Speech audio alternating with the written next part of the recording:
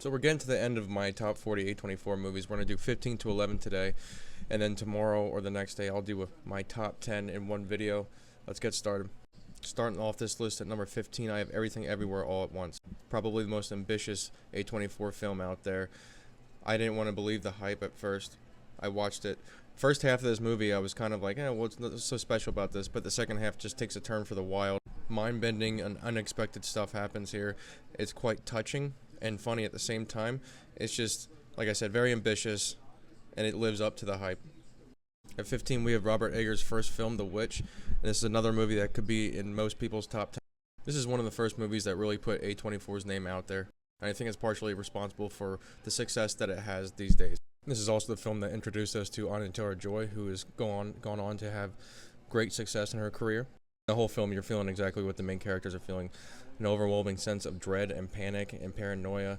It's just one of those movies that sticks with you for a long time afterwards.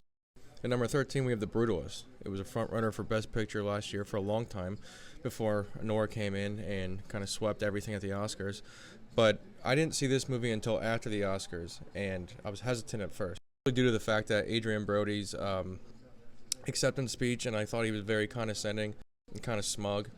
He had like a 5-minute acceptance speech, kind of just, told everyone to screw off whenever they tried to play music, and just came off very obnoxious, and I wasn't a fan of that.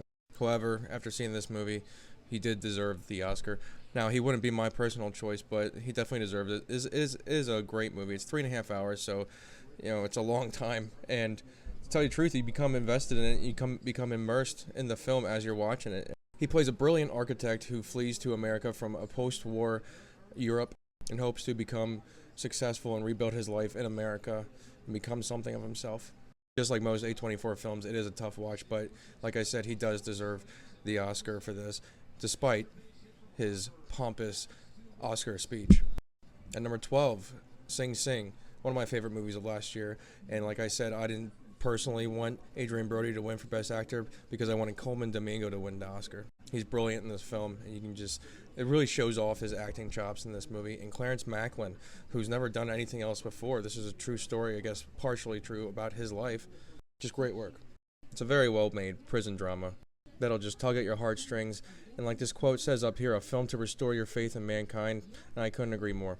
I feel like this has been the first list that I made where everyone probably enjoyed those last 4 movies. But right here, at number 11, The Green Knight. Critics have 89% on Rotten Tomatoes. The audience has 50%. One of the most divided scores that A24 has to offer. I am with the critics on this one. I think this is a beautiful movie.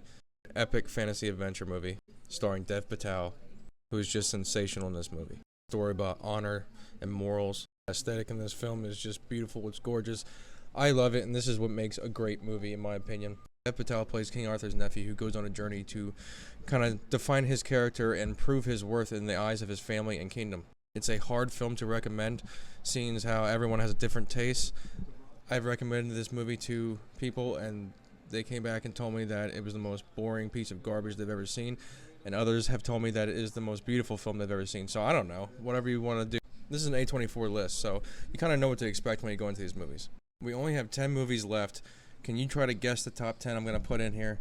What did I leave out? What do you want to see? Let me know in the comments and hit that follow button.